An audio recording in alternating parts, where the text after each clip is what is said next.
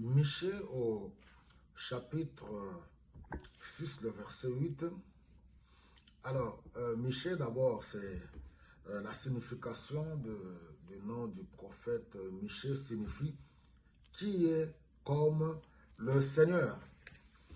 Alors, selon le commentateur biblique ici, que j'ai en face de moi, on nous dit que le prophète Michée, c'est l'un des prophètes qui s'est dressé seul contre tous dans une période de crise en Israël.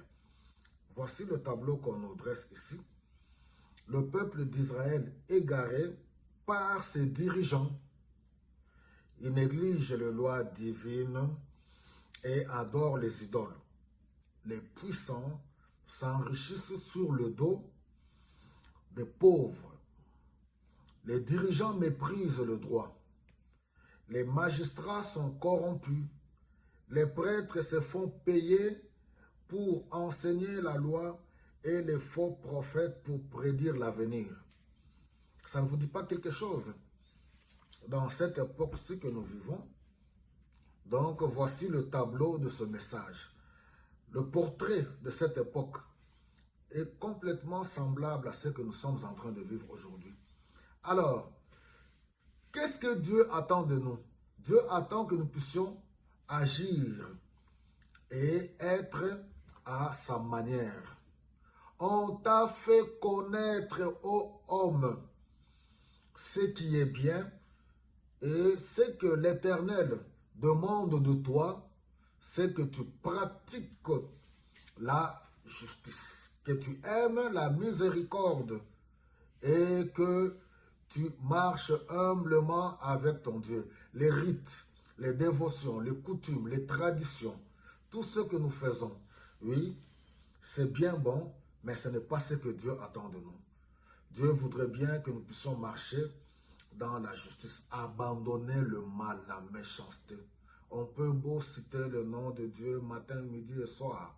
Dieu veut que nous puissions être justes les uns envers les autres, que nous puissions marcher dans la droiture, ne pas mépriser les pauvres, ne pas s'enrichir au détriment de la population, ne pas écraser le faible.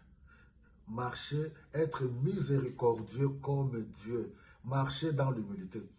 De toutes les façons, le monde dans lequel nous vivons, nous avons vu des hommes grands, puissants, dans tous les domaines. Au niveau de la politique, au niveau des églises, nous avons vu des hommes grands, puissants, oui, dans tous les domaines, marchant dans l'orgueil, dans la prétention. Mais aujourd'hui, nous pouvons réaliser que plusieurs de ceux-là ne sont plus. On est tous de passage sur cette terre. Que cela soit comme une leçon pour nous. Chers serviteurs de Dieu, servons Dieu humblement, dans l'humilité. Quels que soient tous les enseignements que nous pouvons apporter, oui, voici les 5 éléments, voici les 4 éléments, comment faire pour devenir comme ça. Dieu attend de nous que nous puissions marcher dans l'humilité. Alléluia, être humble. Dieu ne nous a pas appelés à vivre dans l'arrogance ni dans l'orgueil. Car Dieu résiste aux orgueilleux, il fait grâce aux humbles. Voilà, mes bien-aimés, que cette parole nous interpelle dans cette époque-ci, l'époque dans laquelle nous vivons. Que Dieu vous bénisse abondamment.